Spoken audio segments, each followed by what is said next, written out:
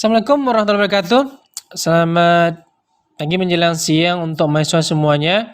Hari ini kita belajar kembali pada mata kuliah Basic Jurnalistik. Pada pertemuan kedua ini kita akan mencoba membahas tentang dasar-dasar dari jurnalistik ya. Semoga teman-teman semuanya masih diberikan kesehatan dan kekuatan sehingga dapat belajar untuk hari ini. Oke. Kalau kita bicara tentang basic jurnalistik, jadi ada beberapa poin yang perlu kita bedakan. Yang pertama itu adalah jurnalistik itu sendiri, journalism dan jurnalis ya. Jurnalistik itu apa? Comes from the Dutch language journalistic, which means broadcasting daily notes, or in the same term as the current journalistic definition, reporting, writing, disseminating news through the mass media. Jadi kalau kita melihat jurnalistik itu yang berasal dari bahasa Belanda ya, artinya apa? Adalah prosesnya ya. Jadi bentuknya ya. Yaitu pelaporan, ada menulis, menyebarkan berita ya melalui media massa. Nah, itulah kira-kira ya. Broadcasting daily news. Jadi bagaimana cara mendistribusikan ya, menyiarkan. Itu ya. Kalau yang jurnalisme itu adalah pekerjaan. Nah, ini prosesnya ini ya. Nah, kalau jurnalistik itu adalah bagaimana cara menyiarkan atau mendistribusikan. Kalau ini lebih kepada prosesnya. Proses untuk mengumpulkan, menulis, edit, dan publikasi berita. Nah, kalau dia jurnalis berarti orangnya. Nah, jadi jurnalis itu adalah orang yang individual trained to collect, gather information, inform, text, audio, picture, processes them into news worth form and disseminate it to the public. Artinya seseorang yang terlatih secara individu untuk mengumpulkan informasi dalam bentuk teks, audio, gambar, dan prosesnya menjadi sebuah berita yang layak dan mempublikasikannya atau menyiarkannya ke publik. Ya, jadi itulah perbedaan mendasar antara jurnalistik, jurnalisme, dan jurnalis itu sendiri. Kalau kita bicara tentang skop, ruang lingkup dari dasar-dasar jurnalistik itu ada 3 saja. Yang pertama itu adalah skill, keahlian. Jadi seorang yang menjadi jurnalis dia harus punya keahlian. Keahlian apa? Banyak sekali keahliannya. Keahlian dalam berbicara, gitu ya. Seperti apa? Interpersonal communication ya, dan intrapersonal communication. Skill dalam berbicara, skill dalam mengambil berita, skill meliput gambar. Kira-kira seperti itulah. Skill itu yang harus dimiliki oleh seorang wartawan. Dengan skill itu nanti dia bisa mendapatkan berita dengan baik. Yang kedua, wartawan tuh dia juga punya knowledge. Dia punya ide. Jadi tidak hanya dia mengambil gambar terus dia buat dia seperti itu, tidak bisa. Dia juga punya ide ya, keilmuan untuk itu. Jadi ketika dia merancang, dimasukkanlah idenya gitu ya. Bagaimana cara dia mengarang, bagaimana cara dia membuat berita itu seefektif mungkin. Tidak mungkin dia hanya mengandalkan apa yang ada di lapangan, tapi dia juga mengembangkan berdasarkan fakta-fakta ataupun keilmuan yang dia miliki.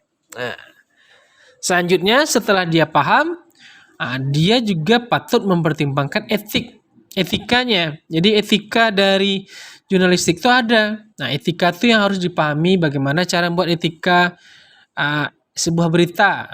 Bagaimana etika berita itu dibuat.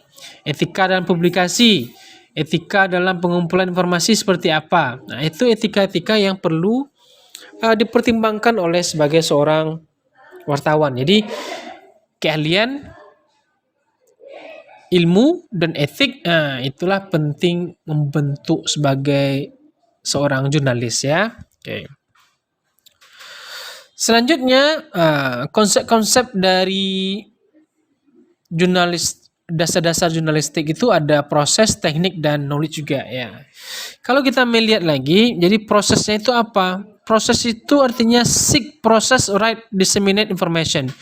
Mencari, memproses, menulis, dan menyebarkan informasi ke publik melalui media massa. This activity is created by journalist. Jadi proses ini dilaksanakan oleh sebagai seorang jurnalis. Jadi proses itu artinya memproses, ya, mencari, melakukan aktivitas, ya, menyebarkan informasi melalui sebuah alat dan disampaikan media massa. Itu proses namanya. Ada juga teknik. Ya, jadi dalam pembuatan berita itu kita akan menggunakan teknik. Teknik itu seperti expertise, keahlian, ataupun skill. To write journalist work, untuk menghasilkan karya-karya di bidang jurnalistik. Seperti berita, ada artikel, ada mini feature. Termasuk juga keahlian untuk mengumpulkan bahan-bahan seperti melaporkan gitu ya, dan wawancara. Jadi teknik-teknik itu yang harus kita pahami juga. Jadi sebelum terjun ke lapangan itu kita sudah paham, sudah tahu dengan bagaimana teknik pengumpulan data, teknik menulis, nanti teknik publikasi seperti apa. Harus tahu kita. Karena nanti kalau kita tidak tahu teknik itu, maka nanti kita akan susah ataupun terkena dengan aturan-aturan penyiaran. Selanjutnya knowledge, bidang studi, concerning of creation, dissemination of information. Jadi keilmuan itu penting. Itu sebabnya seorang wartawan itu harus memiliki ilmu pengetahuan. Jadi dia tahu bagaimana terkait dengan menciptakan atau membuat sehingga menyebarkan informasi melalui peristiwa, opini, ide ya yang akan disampaikan nanti ke media massa. Di 3 ini merupakan konsep dasar dari jurnalistik. Jadi ada teknik, ada proses, dan juga ada knowledge ya. Selanjutnya apa saja komponen-komponen dari jurnalistik itu sendiri? Kalau kita bicara komponen-komponen jurnalistik itu, ada beberapa bagian. Yang pertama itu adalah information, organizing information, dissemination of information, mass media. Mari kita lihat dulu. Information, informasi ya. Jadi informasi itu namely news. Jadi informasi itu disampaikan dalam bentuk news, berita, opini, ataupun feature. Yang merupakan hasil dari jurnalistik. Jadi itu komponen-komponen jurnalistik. Jadi ada informasi dulu penting. Informasi itu nanti dikemas dia dalam suatu berita, opini, ataupun feature. Selanjutnya informasi itu dia organizing. Jadi disusun sehingga menghasilkan sebuah berita. Disusun dengan baik, ikuti tata krama, etika, dan sebagainya dalam proses penulisan. Setelah dia selesai di penulisan, masuk kepada dissemination, artinya penyebaran. Di informasi itu disebarkan, apakah informasi itu dalam bentuk berita tadi ya, opini atau feature yang disampaikan atau disebarkan melalui sebuah publikasi yang di media massa. Publikasinya di mana? Apakah radio, TV, media cetak, media online? Itu nanti penyebarannya. Selanjutnya nanti dipilih juga nanti mass medianya, apakah cetak, elektronik, ataupun online. Kira-kira seperti itu nanti. Jadi 4 komponen inilah yang penting. Jadi harus ada datanya dulu, informasinya dulu. Informasi itu dikemas dalam bentuk suatu tulisan. Kemudian ditetapkan bagaimana cara mempublikasikannya. Setelah itu baru dipilih media massanya, media massa mana ini. Gitu ya. Dan yang terakhir, journalistic product information atau product information. Jadi informasi produk dari jurnalistik itu ada 2 dia. Paling tidak ada news dan views. Information is a message, idea, report, description, or thought. Jadi informasi itu adalah suatu pesan, ide, laporan, deskripsi ataupun pemikiran. In the world of journalism, dalam dunia jurnalisme, informasi itu mengacu kepada berita, news and views, opini. Nah, jadi informasi itu ada dua bentuknya.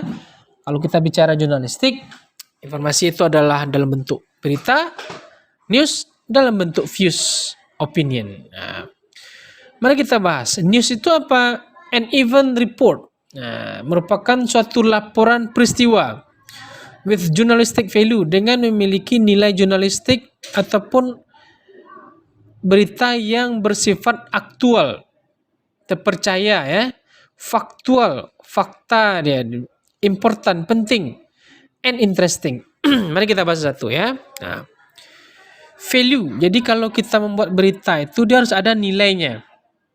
Nah, kalau tidak ada nilai berarti apa yang kita buat itu tidak ada gunanya, gitu ya.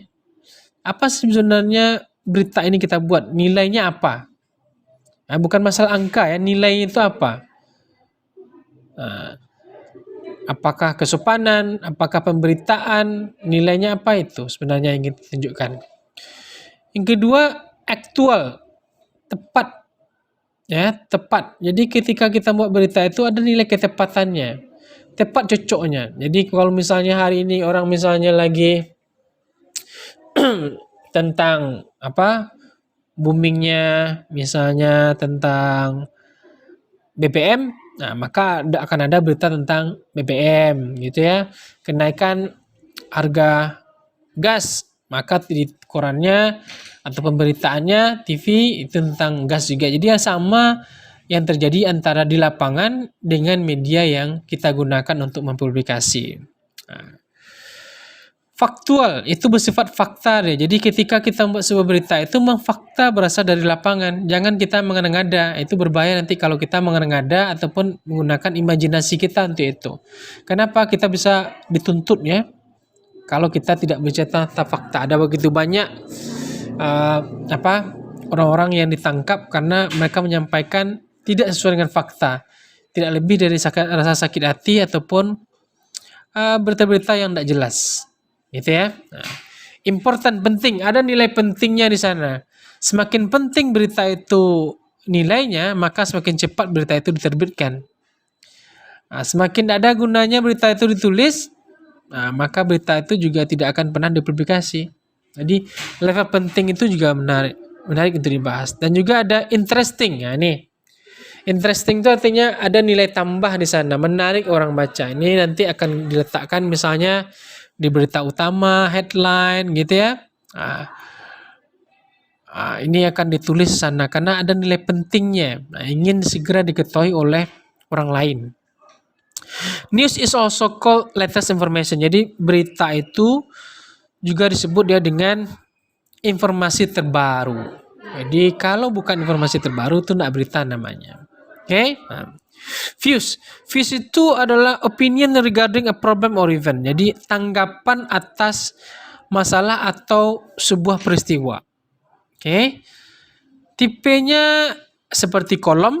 Jadi ada kolom, ada tanggapan orang ya yang membahas tentang suatu kebijakan tertentu. Ada headline, berita tampil pertama. Ada juga artikel, tajuk seperti itu ya. Nah, ada juga readers letter, surat dari pembaca, karikatur, gambar-gambar, perwakilan dari keadaan masyarakat, corners, ada pojok, yang tajuk juga ya, essay, karangan. Nah, jadi inilah views, berita-berita yang muncul dalam bentuk views ya, tanggapan-tanggapan orang tentang keadaan masyarakat. Ya, nah, jadi inilah perbedaan antara news dengan views. Yang sama-sama mereka itu sebenarnya menyampaikan sebuah informasi. Oke, nah, jadi inilah dua hal yang perlu kita pertimbangkan kalau kita nanti menulis sebuah berita ya.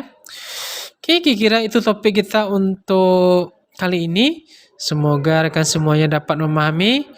See you. Assalamualaikum warahmatullahi wabarakatuh.